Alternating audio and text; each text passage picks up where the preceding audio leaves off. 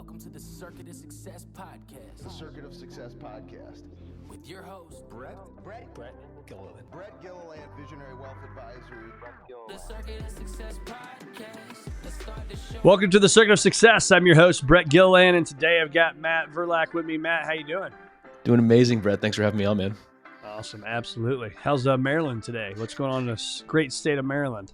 Whew, Maryland is good. Just got back from almost a week in Canada, so it's a little bit warmer down here in Maryland. But yeah, life is good. It's all good over here. Awesome, man. Well, you spent over a decade as a firefighter, and my notes here say you accidentally, I'm using air quotes for those listening, accidentally started his first SaaS company and UpLaunch in 2016, and you serve as a CEO through its successful acquisition in 2020, which congrats on that. And then currently you're the COO of the SaaS Academy, which Dan Martell, that's how I got introduced to you guys. Dan Martell, the book, Buy Back Your Time, one of the best books I read in all 2023. So tell Dan that. And man, you guys are helping 500 founders build their business and build their dreams, man. So also a husband. You have 3 little sidekicks, as you call them, your 3 kiddos. So that's me doing all the talking here, and I'm supposed to be asking the questions. But let me ask you a big question, man, as always. Yeah. What has helped make you the man you are today? Wow, that is a big question, man. So there's a couple of things, right? I think that the way I came up in the fire department was super helpful. You know, I always describe that line of work as you got to make really permanent decisions with very incomplete information. You know, you step off the fire truck and got about 3 or 4 seconds to figure out what you're going to do next. And, you know, I think that skill set has really helped in entrepreneurship, you know, and the values in the fire department, like the camaraderie and the brotherhood and looking out for each other that we have. Those are all things that I carry with me, you know? So I think I always say that was the cauldron that kind of, you know, created me and spit me out into the world 10 years later, you know? So I think that's probably the foundation of a lot of what I believe, you know, started, you know, riding the fire truck with the guys. Yep. So how did you accidentally start a company called UpLaunch in 2016? How'd you go about that?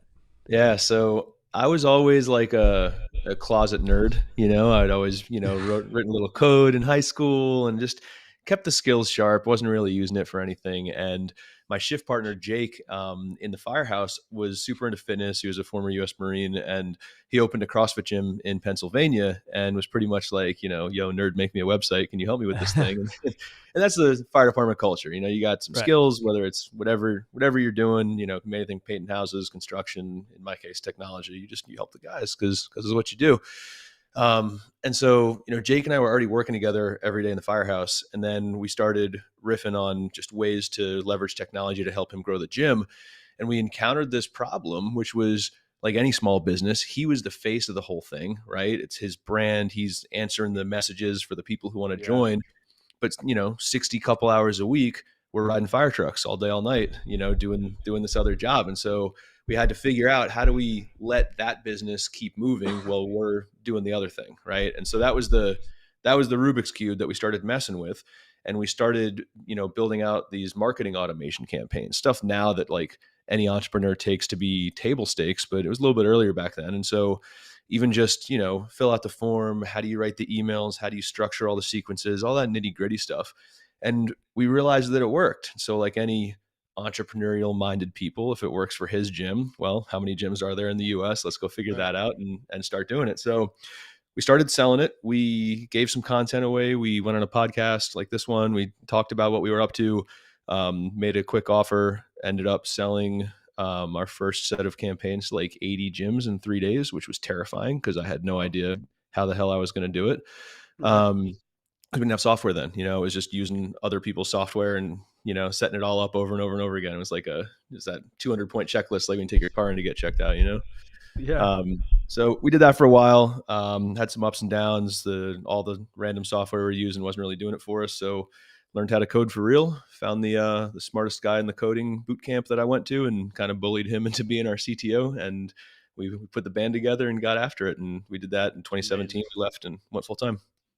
Awesome. So stopped being a fireman then, did that, and then pretty quickly sold it then in 2020, right? Yeah. It was a pretty quick ascent. And it was interesting because we had some really tough times. Like when I stepped off, it was a big leap of faith. I wasn't taking a salary. Jake wasn't taking a salary. And we were really like, we'd gotten to a plateau and we were just stuck, man. We were super stuck trying to figure out how to grow this thing. And that was when I first met Dan and reached out for some coaching. I was actually a client of SaaS Academy long before I was a partner in SaaS Academy. And yeah, that was a big part of what got us unstuck. But I mean, it was a solid year and a half of just stasis, yeah, just trying to figure it out. And then once we got it figured out, it was off to the races. Yeah. So how did you have the faith to jump out on your own? I think it's sometimes people listen to this, maybe they're like, man, I want to go do this thing, but I've got a good career. You had a good job, you had a good benefits, health insurance, all that kind of stuff. Yeah. So what was it for you that said, yep, you know what, I'm going to take the jump and just go do this? Yeah. It was the way that I make decisions that kind of led me to this, right? So I actually got inspired to think this way from a talk that Tim Ferriss did. It was a TED talk from a long time ago. But he walks through this model. The talk was about stoicism, but he walks through this model called fear setting, right? Where essentially if you've got something that scares you, you sit down, you basically write, what are all the bad things that can happen, like the worst possible outcomes? And then how would I mitigate each of those outcomes? And so I kind of went through that exercise and I realized that in the worst case scenario, I make $0 ever. This thing crashes and burns. Like I can go back to the fire department. I had a window where I could go back. I would have lost my rank, and some stuff like that. So it goes, I was a lieutenant in charge of a company at that point. Yeah. So I would have lost that and I would have had, tail tucked between the legs, whatever. But at the end of the day, my wife was still working. We had 2 kids at the time. So, I mean, we had another source of income to help tide us over. And I was able to walk back through the door if I really needed to. I definitely didn't want to, but so I knew that like I wasn't going to end up on the street. My kids weren't going to end up under a bridge. I wouldn't let it get to that point. And so at that point, I felt kind of empowered. I said, let me just go get after it and kind of burn the boats and see where it goes. Yep, love it. Sometimes you just got to bet on yourself, right? Even though it's scary. Yeah. And the thing is like, just the way that our backs were up against the wall to not fail, it changed the way that we approached the business. I think that if I had tried to, let's say I was 5 years younger, no kids, and I could just keep working 100-hour weeks and do both jobs, I still don't think it would have worked because I just wouldn't have had the maniacal focus that I had on it because I was like, this has to work or it has to work. Like I didn't really, let myself have any other choice. Yeah. What technology now? I mean, that's what you guys do. Again, 500 founders that help them build their business and their dreams. What are you finding right now that's the game changer out there? That's something that's coming, and we better be prepared for it as leaders and business owners and all that. Yeah, I mean, it's probably a predictable answer, but I think AI is probably the biggest thing that's changing the game for anyone. But not necessarily in the way people think, right? There's a lot of fear I find around AI. It's going to take my job. It's going to replace me. I'm going to be obsolete. And I don't think that future is as close as some of the fear mongers like to think that it is. But I'll tell you what is important. This has nothing to do with running a tech company. Anybody listening to this, running any business or has any job, like this, what I'm about to say will apply, is that I look at AI as something that can make anybody in any role a significantly like more efficient at their job than what they are currently. And I think that I don't worry about it replacing me or replacing people on my team. But I think when you compare somebody who's competent, knows how to use it versus somebody who doesn't, the productivity and output of the person who knows how to use it to enhance what they're already working on. I mean, people are moving twice as fast, 3 times as fast, like writing code 10 times as fast, just using some of this tooling. So I wouldn't be scared of it. I would figure out how to use it to make you a weapon in whatever job or business you're doing. And the people that are leaning into that are getting killer results in every So what about that? So you got Chat GPT. What are some other big ones out there that you're finding are a game changer? Yeah, ChatGPT for sure is a big one. Although there's definitely some nuance on how to use it. It does some things better than others. There's, for the people who are writing code, there are a couple of services out there, like one called GitHub Copilot. But anyway, the details are not as important. But basically what it does is it will read the code that you're writing and then tell you what it thinks you should write next. So you could be like, make a login, and it would just spit out the code to make a login, right? And so there's a lot of things like that you still need the person to figure out what to build, right? But it's helping you like do the blocking and tackling of actually creating the output. So that one's really interesting. There's a lot happening in segmentation and prospecting, like finding leads to, market to and things like that, based off of a lot of different like buyers intent in the market and stuff. There's a lot of tooling out there that's really enhancing that. So I mean, it's proliferating into almost every area of business at this point. Yeah, it's definitely a game changer for sure. What when you think about the circuits of success, we talk about success all the time, right? But what's been some of the biggest failures for you but also probably some of your biggest learnings? Yeah. The first one was a really good lesson in humility, is the story I always tell when I get asked this question. We had a moderate degree of success. This was in the first company, UpLaunch, and we wanted to like tune everything up. We were rewriting the software, and like, you got to understand, this software at this point was letting over 100 gyms collect leads for their businesses. Like, they were dependent on us, right? So man, we burned this thing down. We were trying to launch this big update, and we took the thing down for like 10 hours. We had to code for 25 hours straight to get it back online and running. It was miserable. And I think honestly, in hindsight, like, for the type of work we were trying to do, we got a little cocky, I think is what it came down to.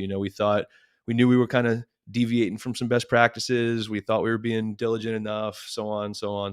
And we kind of paid for it, but there was the lesson in there, yes, was about, be a little bit more diligent, but also we had taken a very deliberate approach to our customer service and our customer success, where we had really deep relationships with those 100 customers. And I think that a trap that some people fall into sometimes is they'll try to be big before they're big, and they end up getting at arm's length with your customers. You don't know them. Like, they had our back, man. It was crazy humbling. And like, after those 8 hours of downtime or whatever it was, we're over. I shot a video like this, and I was basically like, sorry, it's my fault. We're back. I apologize. And everyone was just like rallying, because they were stunned that a software company would just own it and be like, hey, I screwed this up. My bad, won't happen again. And those relationships really paid off. That's great. So what are you doing? What are you learning from Dan? So, I see all his stuff and his content, and he's, built obviously a great business and has brought you on board with that. So what would you say, having a front seat view to that, what are you learning from people like Dan, but Dan specifically, and then again, people like Dan? Yeah. I mean, we could probably burn 50 hours running through all the big lessons he's taught me over time. But a couple of them, for me, like, Dan and I are an interesting pair, right? As the CEO, COO kind of relationship, where he, as you can imagine, is an incredible visionary, right? He'll dream bigger than 10 of you and 10 of me put together, and somehow figure out how to make it happen. And so where I thrive is in the details and the implementation of taking the vision and, bringing it into earth, right? Into real life. Right.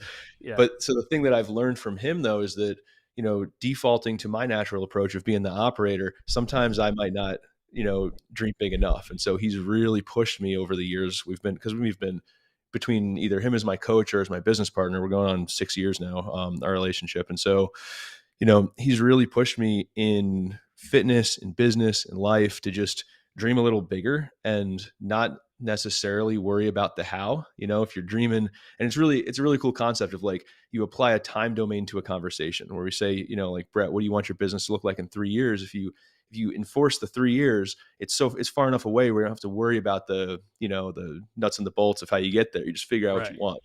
And so I think that setting a vision and then backing into the goals from the vision has been a really great exercise that he's definitely helped me do. There's a ton more, but we could start with that. Okay. Perfect. And what about culture? I mean, obviously culture is important for any of us, whether that's your culture at work, culture at home, culture in the locker room, if it's for sports. Yeah. What do you guys do to help build your culture and make sure that goes throughout and permeates throughout the whole company? Yeah. So our culture is a deliberately crafted one. There's a lot of companies who say that they're a family. We can't stand that. We're not a family at work. Okay. We're a championship team, and there's a difference. You can't get cut from a family, right? You don't necessarily. I guess you can, but it's a little dysfunctional, right? But it'd be a little weird. Yeah, right. But in a team, like, your seat is going to the person who puts the points on the board, right? And it doesn't mean that we're cutthroat. Like, we have very deep relationships with a lot of trust, but we have the underpinning that also the business itself needs what it needs. And for anybody from the C-suite to the directors to the individual contributors, at the end of the day, the business needs what it needs. And so that's the foundation of our culture, is that it is a championship team.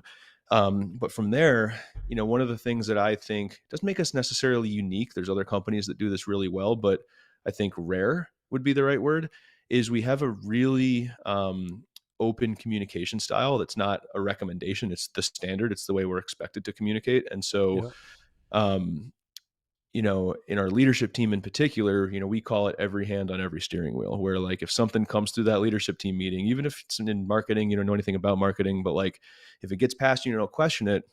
It's the same as endorsing it, as signing off on it. Like anything that we tolerate, we endorse implicitly in our culture. And so, we try to build it.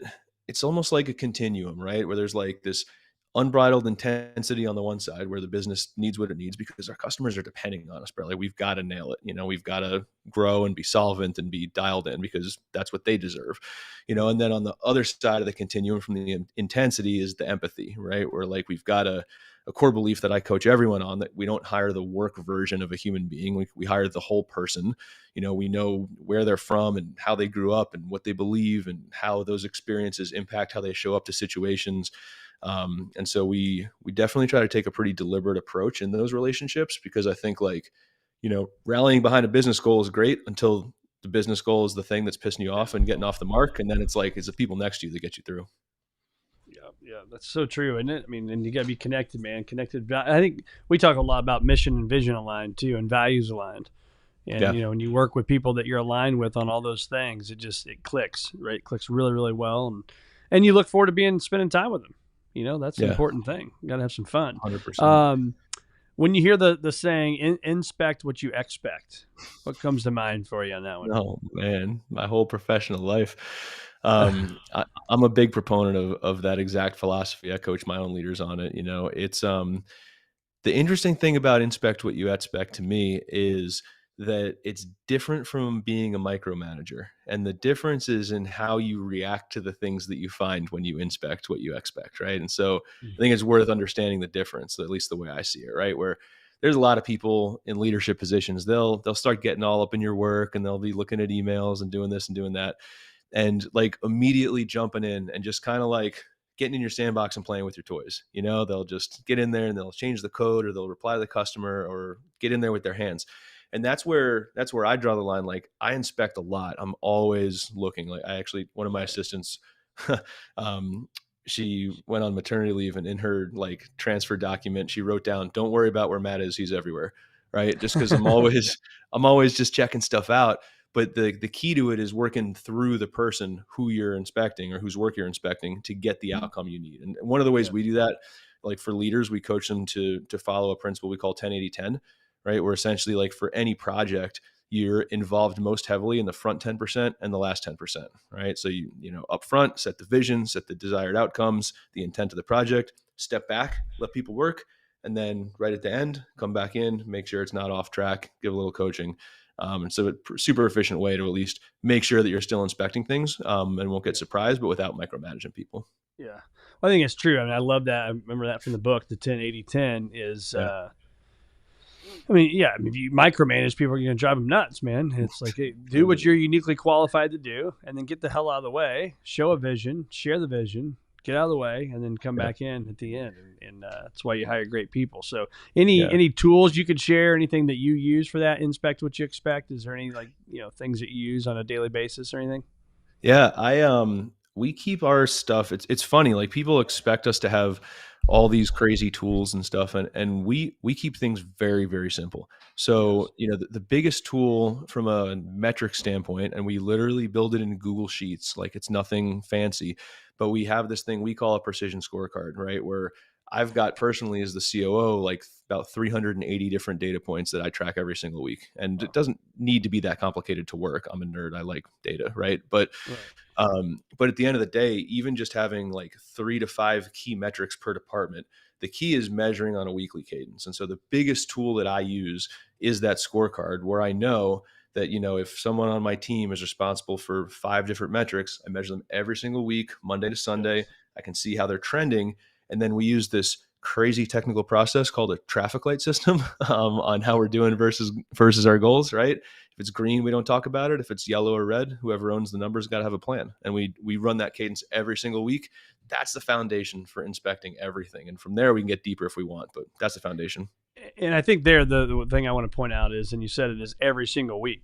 I think so Yeah. many times teams, they'll be like, we don't really need to meet today. We don't have that much to go over. And then you find it's okay, we could do that. And then you do that maybe once a month, and it's 3 times a month. And then, oh my God, we haven't met in 6 months. Right. Right. And so we're pretty clear on that too.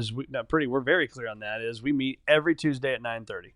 Yeah. Every Tuesday at 9:30, executive team meets no matter what. Some meetings are 15, 20 minutes. Sometimes they're an hour and a half. Right. It just depends. So I think that's important. And that's a key from what you just said there for leaders listening to that is make sure you're committing to your team and then stay committed every single week.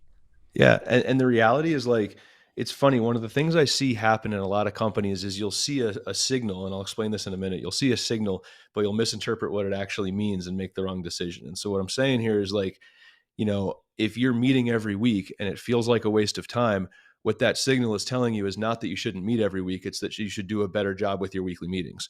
Right. And so like, I almost think of it like a song or like a choreography where there are rhythms to how we do business, And so like when we do a weekly meeting, we have a very specific rhythm from Patrick Lencioni's teachings in Death by Meetings. We do a lightning round, we do metrics review, we do project review, we do discussion points. Like it's the same. Everyone knows what to expect. And, especially in a leadership level, if there's a lack of things to talk about, either you got the wrong leaders or you haven't set ambitious enough goals, because it shouldn't be easy. It's supposed to be hard. If all those things are true, you'll never have a lack of great things to work on together. Yeah. And I think just that connection piece on what's actually getting done, being able to hold people accountable back to what we were talking about too is it's a big deal. But I do think there's that's the special seasoning, right? Is doing it time in and time out and then hearing the process, right? You're like, we do this, and this. Yeah. Well, that's the process, right? And then just be, smart enough or dumb enough to just follow it every week, right? Don't try to reinvent the wheel. Just do it every single week. Yeah. Fair. I mean, updates to your process should be deliberate and not that often and well thought out, but like there should be something that defines how we do things around here in any business, right? For me, a big part of that's the weekly planning and the weekly meeting and the quarterly planning sessions. That's the anchor of our rhythm in our business. What are you finding the most successful leaders, founders, yourself, business partners? What's the daily habits, right? What am I seeing every single day if I follow you around and these key leaders around? What's happening? Yeah. Physical fitness is a big one. And I'm not saying that every human on earth needs to go run marathons and be powerlifters and do all that. Sure. Like being healthy can mean whatever it means for you, but whatever it means for you, doing that every day. What we say in our company is we sweat every day. And that could be a walk around the block, but whatever it means for you, just getting into that rhythm of healthy habits, because, at the end of the day, man, it's like, most of us are doing like thought work, right? If you're working on a computer, if you're working from home, like your throughput as a leader or as an individual contributor is dependent on your mental state. Your mental state a lot of the time is dependent on your physical state. So like sleep, diet, and, some type of training. So that's a big part of it for us. The other thing, at least with our leadership team that we do, this may not apply to every company, is we really encourage our team to work in public. Dan is kind of our lighthouse. He's a content machine. And so the other executives now, myself, Johnny Page, we're starting to put more content out into the world, do more podcasts like this, but we really encourage it throughout the organization because, it's a really, and there is a reason, like it's not just producing for the sake of producing. It's incredibly helpful with recruiting. Right? Like people don't quit their jobs, they quit their bosses. We've all heard that before, but like that same thing can be inverted, right? They can say, I want to go work with Brett because I've seen Brett's podcast and Brett looks like an inspirational leader. And then they come chase you. Like if you can take your magic and put it out into the world, when it comes to recruiting, you can leverage that to build relationships with candidates. And like every hire is just about increasing the talent density on the team. And so anything in service of that is time never wasted. Yeah, that's great. I saw Gary Vee put a post out and he's like, we need more people putting out great content because there's so many people putting out bad content. Man. We gotta overwhelm the numbers here. Yeah, he's not wrong. And like, that's what I always want to be the one of the points I had mentioned with AI. It's like everyone wants to use it to just, magic up 1,000 blog posts, but there's no shortage of mediocre AI written content out there on the internet. So use it to brainstorm, but it's not a silver bullet. Like you still got to put the reps in personally. I think I read today that some executives at Sports Illustrated get fired because I found they were creating articles out of ChatGPT. I don't know if it's ChatGPT, Oh, whatever they were man. using to create Yeah. articles and publish them. Did you see that? I didn't see it. That's wild though. It's Yeah, especially like when you're a publication, I like, and it doesn't mean not to use it. I think this is where people get the mixed signals, right? Like it's an incredible ideation and brainstorming tool, more so than it's a tool to produce the written content. I was on a hike with another founder. That's why I did like a weekly founders hike in my community here in the DC area. And this guy told me he uses ChatGPT to create a virtual advisory board, right? So he'll have it consume like everything that Seth Godin or Tim Ferriss or Jim Collins or whoever has written, and have it consume that body of work and then ask it questions about his business. And it'll actually like go through everything that whoever this person is and tell you what they would think or what they would say to you. And like, so how do that you is start to interrupt? How do you have it consume all, say, Tim Ferriss's stuff? And yeah. is that So you again can, Chat GPT or is that yeah, and it's usually got most of it. Like I think the most current models now are updated through 2023. So anyone with like a large publicly posted body of written work, right, is the key.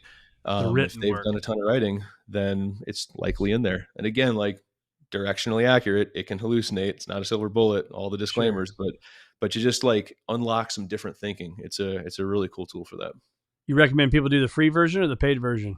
Paid all the way. $20 a month is a small price to pay from what you can get from it. Yeah, because the free one it's not updated, right? Yeah, it's not the latest model. It doesn't let you browse. You can actually send it to a specific website if you wanted to consume something in particular. Like there's a lot you can do. I mean, look, it's almost the same price as a Netflix subscription. I know which one of those two things is going to bring more value to my life. So Yeah. I would recommend going for No it. brainer. No No-brainer. brainer. So Yeah. is that like, how do you use it? Do you mind sharing some examples? Because I'm Yeah, fascinated by it. But so what totally. are you doing to help in your daily life? So as I was standing up my own personal brand, right? So I'm about to launch a newsletter and producing content to help COOs who want to take their business from 7 to 8 figures, like figure out all the ops stuff, right? And so Yep. I had my big buckets, right? Finance and people and, strategy and leadership. And, I was able to sit down and I was doing it the old school way. I opened a doc and I just like brain dumped all the different topics in each of those buckets, right? And I got started.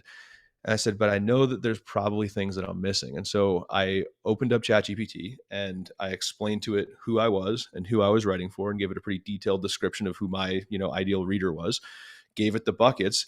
And I said, come up with, for each of these subtopics, give me 20 video ideas with 3 bullet points per idea about what you think would resonate. Look, some of the ideas sucked. Some of them were horrible, right in the trash can. But there was probably 40-50% where I was like, oh, I didn't think of that. Or I didn't think about talking about budgeting the certain way. Or of course I should talk about onboarding, not just, sourcing talent. Like, so it's just one of those things. There's no clear, like lights out slam dunk use case. But if you're willing to parse through some stuff that doesn't make a whole lot of sense, there's some gold in there. And it's a hell of a lot faster than, doing it yourself, sitting at the blank screen. Yep. Amen to that. So biggest dreams now, man, when you think about your passion, your mission, your purpose, mine is helping people achieve a future greater than their past. Hence the I sticker love that. there. That's And cool. so when you hear me say that, what's your purpose and how did you come about that purpose? Because I think people think it just happens overnight and it doesn't. Yeah, for sure. I think my life's purpose and if we have time to share, I can share another thing that I learned from Dan Sure. from your earlier question about how to think about this stuff. But if there's one thing super large scale that I can achieve in my life, I want to help like middle school to high school aged kids learn about entrepreneurship and the business related skills that they would need if they choose that as a career path. Yep. Because I think that there's so much emphasis on the path, right? You go to high school, you go to college, you get a degree, you get a job, and like the world is changing like freaking lightning, right? And I think that entrepreneurship is not for everyone. There's nothing wrong with having a job. But for the people who it is for, like for me, I didn't learn this stuff until I was like 30, right? Imagine what I could have accomplished if I had a 10-year head start on myself, right? And so I think that for whoever it would help, being able to help high school aged kids just learn the basic skills around like finance and sales and how to talk to people and how to just think about a business overall. And then if that strikes them, ideally have some type of vehicle to help them start their first business. That's that's the downrange goal that I'm pointing towards. Yeah. Well, it's needed, right? It's so needed. I get to go to my son's 8th grade class and talk about the stock market and investing and, what is an IRA and all those things. But I've done this for so long that it's second nature because it's what we do, right? Just like your job is second nature, but you don't realize how needed entrepreneurship, finance, like it needs to be part of our school system, man. It's 100%. Crazy. I used to be the NFL when the St. Louis Rams were here. I was the spokesperson for them during training camp. I would go in and educate the guys, the football players, on money and all that kind of stuff. And I was always blown away that these kids would come out of these, great schools and phenomenal athletes, obviously, and they knew nothing, right, about taxes and paying your agent and what it's going to mean, and it just blew my mind. And so I think you're right, man. I think something's got to change for the next generation to be able to really understand entrepreneurship, understand money, how it works and how to take care of it and how to grow it. Yeah. 100%, man. All the way. So where do our listeners find more of Matt? All over the place. I am mattverlaque.com. It's Verlaque. It's kind of complicated. But so mattverlaque.com. I'm Matt Verlaque on all the socials. Specifically, if you're a software founder, want to get coaching, SaaSacademy.com is where we go for that. But yeah, I'm all over the internet trying to make a little splash. Well, we will get all this in the show notes, my friend. And it was great having you on the Circuit of Success. Thanks for joining us today. Thanks for your time, Brett. Appreciate it.